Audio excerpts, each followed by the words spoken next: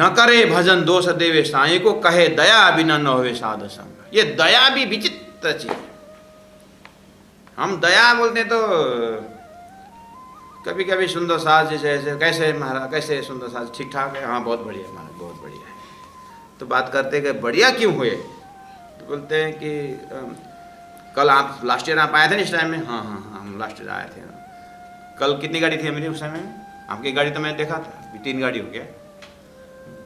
साल भर में 3 गाड़ी? हाँ, जेठा महिला मतलब बड़ा वाला छोटा वाला का सब गाड़ी घर में, सब गाड़ी घर। तो बोलते हैं बहुत अच्छा, मेहर हो रहा है, परमात्मा है। तो सामग्री इकट्ठा हुआ, थोड़ा भौतिक अच्छा हुआ तो अच्छा लगा, और थोड़ा सा वो माया के वस्तु जब खिसकने लगा तो फिर परमात्मा का मेहर नहीं।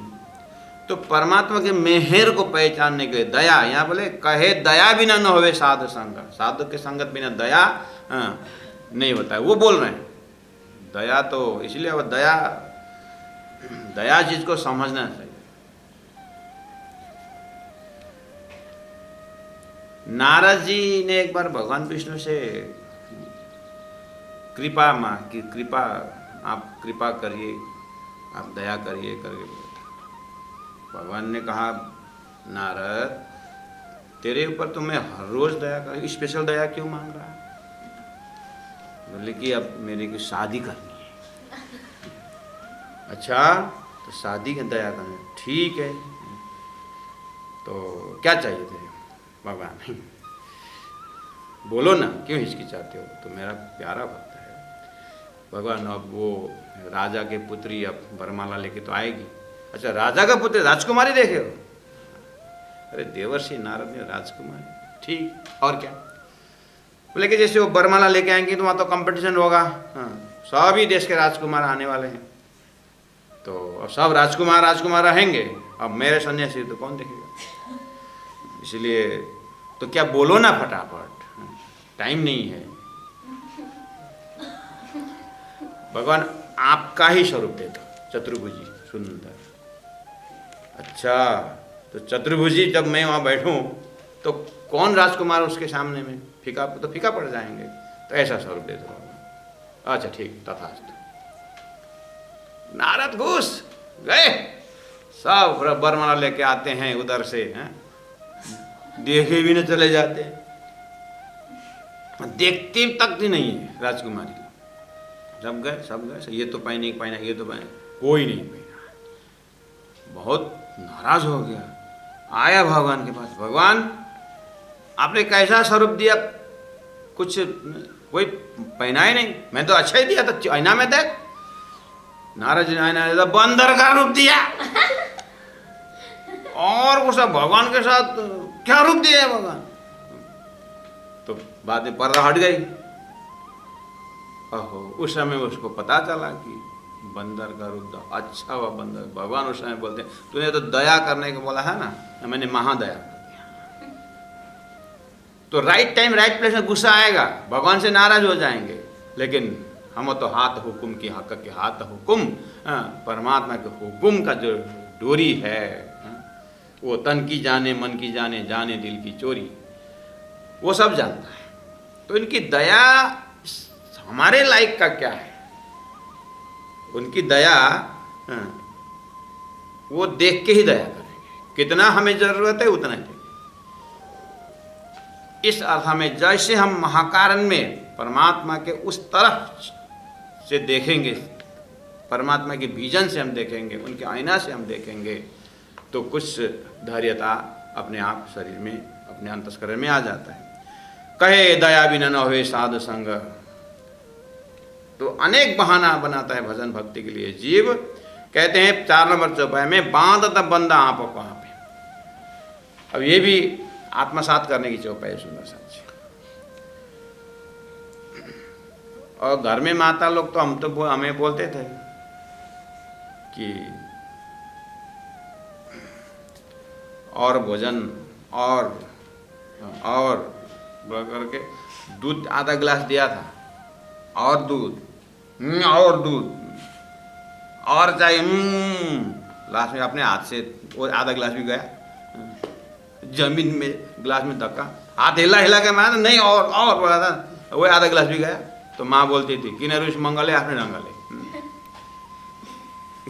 नेपाली में कहा होता है किना रोइस मंगले आपने ढंगले।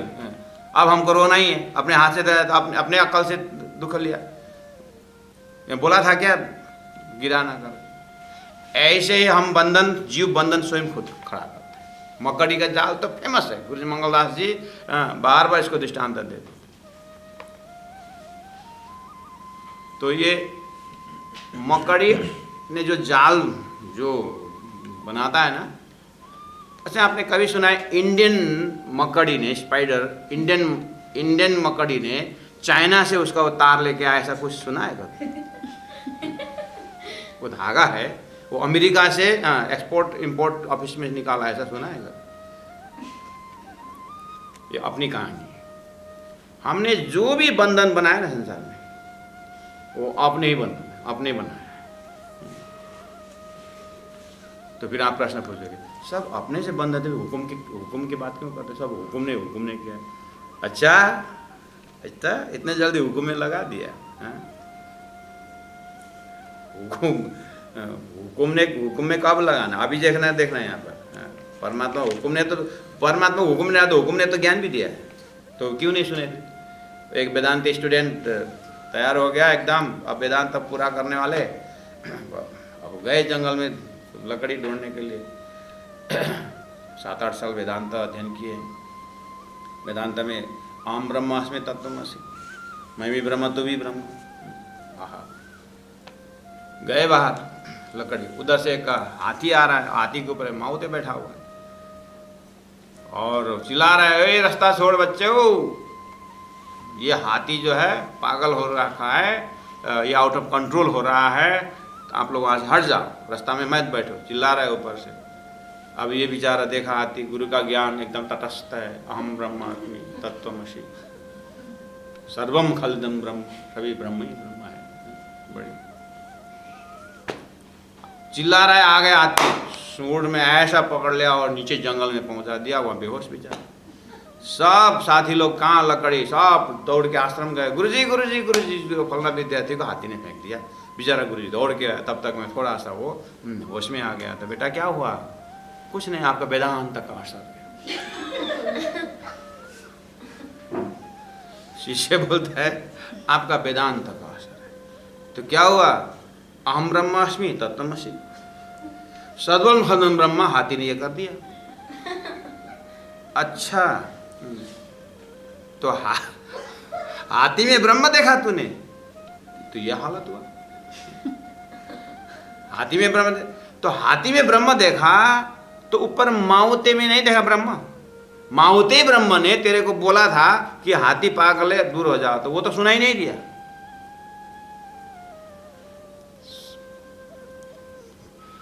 कहने का मतलब परमात्मा ने कॉमन सेंस दिया, कॉमन सेंस दिया, विवेक दिया है और शास्त्र दिया है।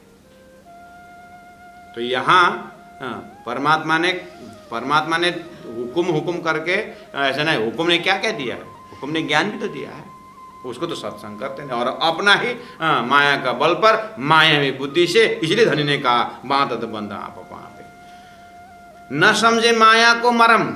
माया का मर्म क्या है पता है? माया का मर्म यही है।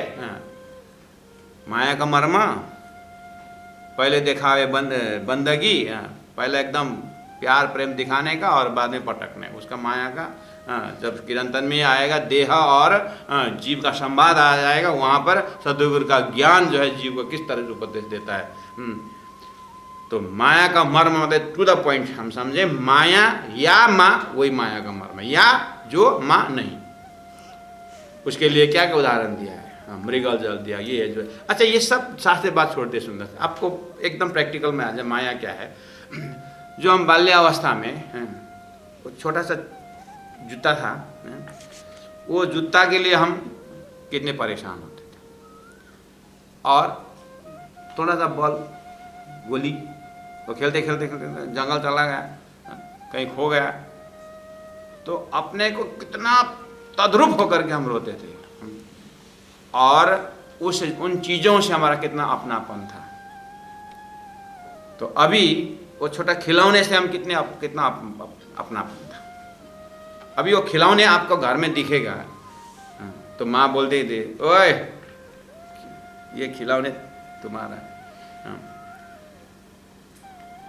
तो अब वहाँ 12-15 साल का या मान के चले 20 साल का ग्रेजुएशन हो गया, माँ बोले थे, साथी के साथ गया था घर में, ये इसका खिलौना है, ये जब छोटा था ना खिलौना, तो थोड़ा सा शर्माने की बात होती, we feel embarrassment among the friends, थोड़ा सा एम्बेरस हो जाएगा। तो उसी चीज को आज हम कैसे देख रहे हैं, वो खिलौने करके हमें पूरा होश में बस। अब थोड़ा आगे आइए, आज जिस तरह से हम अपने ही बाल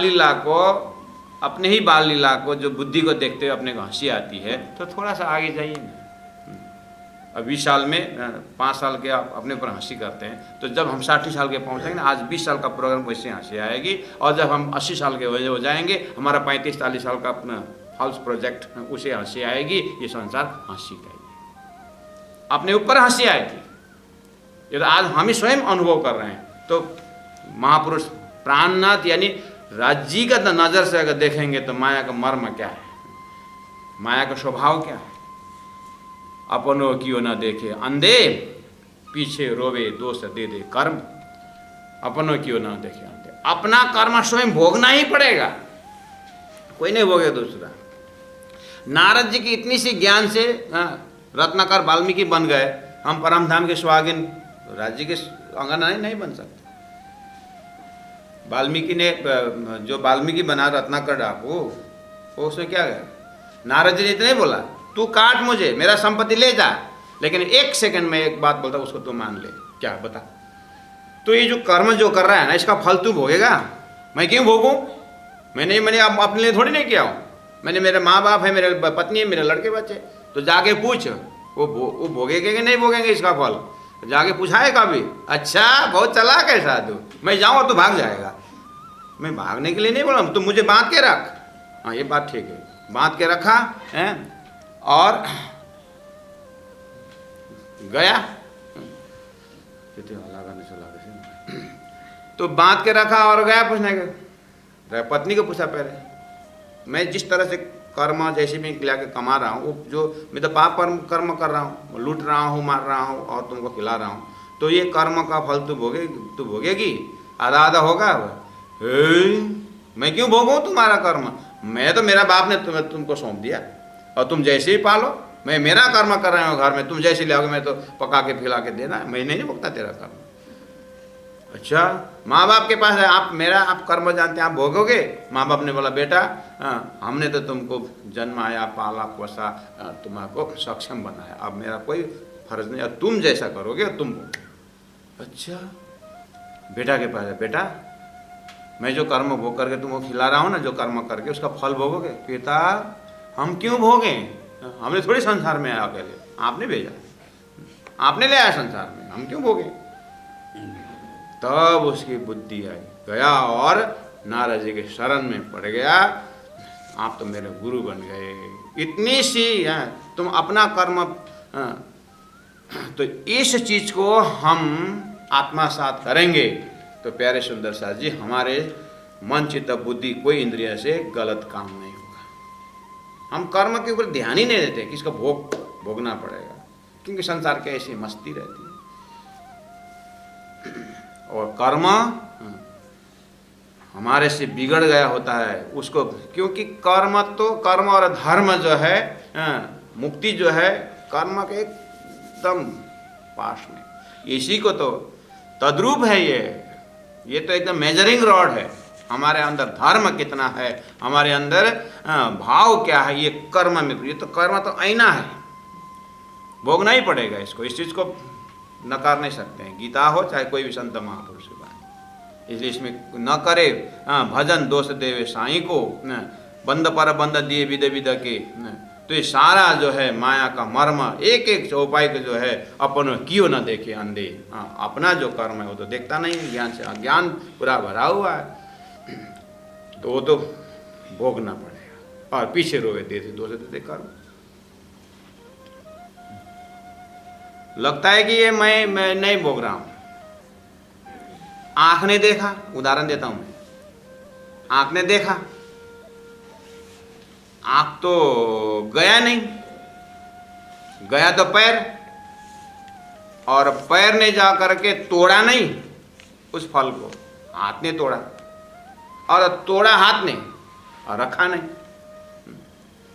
या हाथ ने तोड़ा और खाया नहीं उसने, और मुंह में डाला, और मुंह में रखा और मुख ने रखा नहीं, उसने अंदर भेज दिया। और क्या हुआ? फल मालिक को पता चला कि वो डंडा लेके आया और डंडा लगाया पीठ में,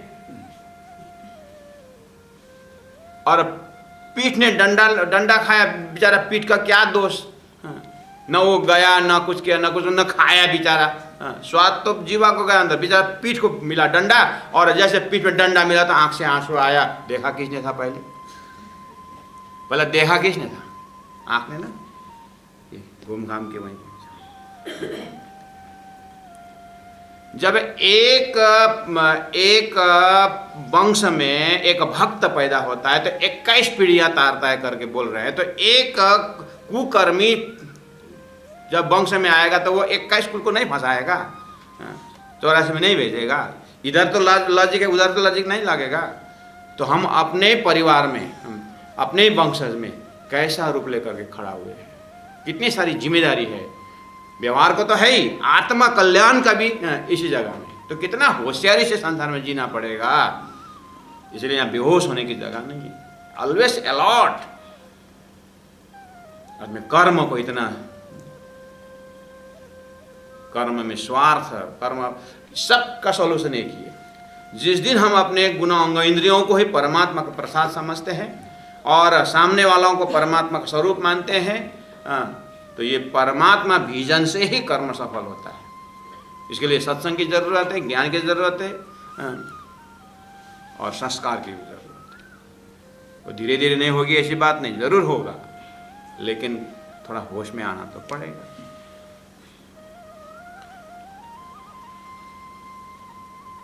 तो पीछे रोवे दोस्त दे दे कर्म। कल भी मैंने ऐसे कर्म में उदाहरण दिया, 3 मंत्री को उदाहरण देकर कि फुलबारी बगीचा से फल तोड़ के ले आया और अपना बाद में वही खाना पड़ा उसको। तो ये भी हमने सुना है।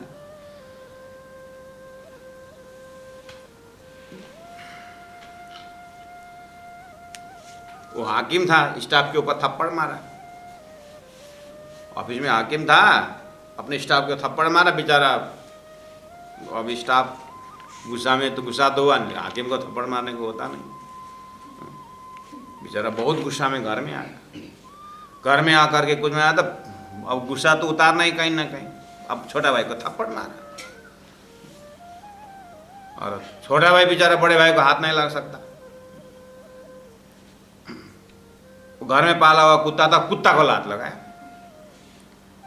एक लात कुत्ता को दिया, बेचारा कुत्ता कोई कोई करके जा रहा था। कुत्ता कोई कोई करते जा रहा था, और उधर से सिर्फ 4 बजे स्टाफ है, उधर ही वो हाकिम आ रहा था। और कुत्ता को जैसे भागे जा रहा था, उसको कुत्ता को गुस्सा आया कि और ये सामने में ये कौन पर्वत आ गया करके उसको काट दिया अल्लाह। तो वही हाकिम था। वो कर्म जो है ना, घूम के कहाँ से ये कर्म आता है। मतलब एक गीता में एक जो जज है, उन्होंने एक गीता लिखी। उन्होंने अपने वहाँ पर ये गीता का जो कर्म कॉन्सेप्ट लिखा हुआ है, कर्म कॉन्सेप्ट के ऊपर उन्होंने अपना जो प्रैक्टिकल बात रखी है, वो उन्होंने वहाँ लिखा है कि वो संध्या के समय में सुबह सुबह नदी किनारे उसको योगा या जो प्राणायाम करते थे। तो एक दिन की घटना है, थोड़ा सा अंधेरा था, अंधेरा उजाला जो मिश्रित है। तो किसी 4 जने आए और कुछ चीज़ को फेंका वहाँ पर। तो वो सब करते, व्यवस्था करते करते पूरा उजाला हो गया। उसने पहचान लिया कि ये किसको मार के ले आया है, और दूर से देखा। आखिर ये बाद में तो मेरे में पहुंच जाएंगे। तो अब यहाँ तो बोलना नहीं हुआ, बस जज है, देखा उसने, और बाद में अब खोज तलाश शुरू हो गई। तो करते करते लास्ट में जो है उसी जज के पास निर्णय पहुंचा और वहाँ जाकर के फांसी का सजाए का डिक्लेरेशन तक हुआ उसका। लेकिन अब वो वकीलों को बात करते करते करते जो फांसी में आया उस केस का वो घटना का जो है तो वो तो दूसरा ही था। वकीलों से करते करते जो फांसी का सजाए, अब वो जज के पास आया, वो तो जज को निर्णय देना फांसी का सजाए तो है ही, लेकिन आत्मा तसल्ली नहीं हुई। स्वयं उन्होंने कर्म कंसेप्ट को लिखा हुआ है। मेरे अपने जीवन में मैंने गीता को एक अच्छा, मैं जिज्ञासु विद्यार्थी था, जीवन में गीता बहुत पढ़ी थी, तो मुझे यहाँ पर गीता का कर्म कॉन्सेप्ट फेल खाया। इसलिए मुझे भगवान के ऊपर शंका किया, भगवान ये बात नहीं जम रहा है।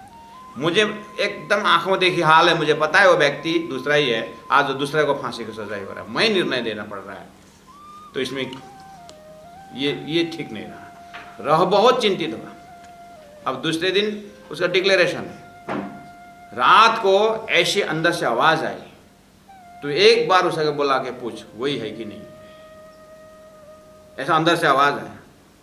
तो फिर दूसरे दिन वो जो इसको फांसी में ले जाना है मुझे अलग से बोला भेज दो, तो उसको समाचार पहुंचा कि तुमने को जज ने बुलाया है। तो रखा और पूछा कि ये जो केस में जो जिस केस के कारण तू फांसी में चढ़ जा रहा है आज, तो क्या तू सही में हत्यारा है? तो बोला प्रभु मैं बिल्कुल हत्यारा हूँ, वो मैं जानता हूँ, फिर भी बता। नहीं, इस केस का हत्यारा मैं नहीं हूँ, लेकिन वो केस जो था ना वो मैंने किया था। और वहाँ से कैसे बचा?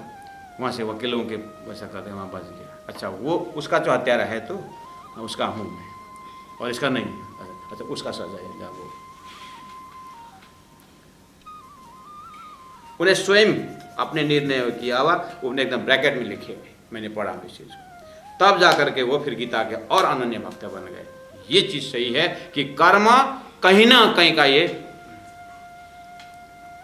उठाना ही पड़ता है। गहनो कर्मोनो गति, यहाँ पर धनी ने अपने बार बार याद दिला है, अपनो कियो न देखे अंधे, पीछे रोवे दोष दे दे कर्म। इस तरह से अब हम राज्य के साथ जुड़ने वाले सुंदर साथ जी, अब इसमें अब जैसे व्यवहार में प्रवेश करेंगे, जैसे करेंगे तो हमें बहुत चीज को दूर से ही दर्शन होता है, और क्या करना चाहिए क्या नहीं करना चाहिए, ये शरीर से तो इतना पाप कर्म नहीं होता है सुंदर साथ जी, जितना मन से होता है। अब धनी ने हमें क्या किया, निषदिन ग्रह्य प्रेम सौ श्री युगल स्वरूप के चरण निर्मल होना यश और धाम वर्ण। तो निर्मल कैसे होंगे, इसलिए हमें परम धाम की खजाना देगा। जो भी हम इस वो क्या करना चाहिए क्या नहीं करना चाहिए वो तो शास्त्र में बताया। जो करना चाहिए उसमें निस्वार्थ भाव से करना चाहिए, और करना चाहिए जो प्राण्य जी ने कहा सेवा नहीं सेवा दाखू सार, सेवा का भी सेवा जो सेवा का भी सेवा, सुंदर साथ की सेवा को लेते हुए हमारे पास जो चीज़ है परमात्मा को समझ करके, हमारा शरीर ही परमात्मा है जी, और जो भी सामग्री परमात्मा का है। इस टू द पॉइंट इसके ऊपर आप लोग भी श्रवण करते जाएंगे, कर ही रहे हैं। और जो चौपाई जो उसमें से हमको चौपाई भी आगे बढ़ाना होता है, इसलिए प्यारे सुंदर साथ जी वाणी को हम पाठ जरूर करते हैं, पाठ करना चाहिए। प्राण जी के हृदय से क्या संदेश आ रहा है उसको भी आत्मसात करनी चाहिए। बांध द बंद आंखों को आपे, न समझे माया को मरम, अपनों क्यों न देखे अंधे, पीछे रोवे दोष दे दे कर्म। अब प्राण जी महाप्रभु धीरे धीरे 1 नंबर 24 प्रकरण का अगर हम देखें तो 1 नंबर चौपाई से 4 नंबर चौपाई तक अभी जो हम प्राण जी हृदय को हमारे ऊपर क्या किस तरह से कृपा बरसा रहे हैं, तो उतना करने के बाद ये मनुष्य शरीर जो मिला हुआ है इसमें कर्म से जब शुद्धिकरण आ जाता है, कर्म में जब होश पहुंच जाते हैं हम, समझे साध कहावे दूनी में, बाहर दिखावे आनंद, भीतर आग जले भरम की, सोई छूट न सके कोई छूट न सके या फंत। 5 नंबर चौपाई में समझे साध कहावे दूनी में। अब थोड़ा सा ये टीचिंग का तह प्राण जी संदेश का तह जो है आगे बढ़ रहा है और सूक्ष्मतम होते जा रहा है कि समझे साधु, अपने आप को साधु साधक मानते हैं, कहावे दुनी में अपने आप को साधु कहलाते हैं। समझे साधु, अपने आप को भी साधु समझता है और दुनिया में भी वही एक्टिंग करता है कि एकदम मैं साधु हूँ, त्यागी हूँ, सन्यासी हूँ, ऐसा भाव तो रखता है। बाहर दिखावे आनंद, बाहर में बहुत एकदम आनंद उसको चेहरा में दिखाने की कोशिश करता है, लेकिन भीतर आग जले भरम की, भीतर में उसका भरम की आग जल रही है। कोई छूट न सके या फंद, ये माया का इस फंद से कोई नहीं छूट सकता है।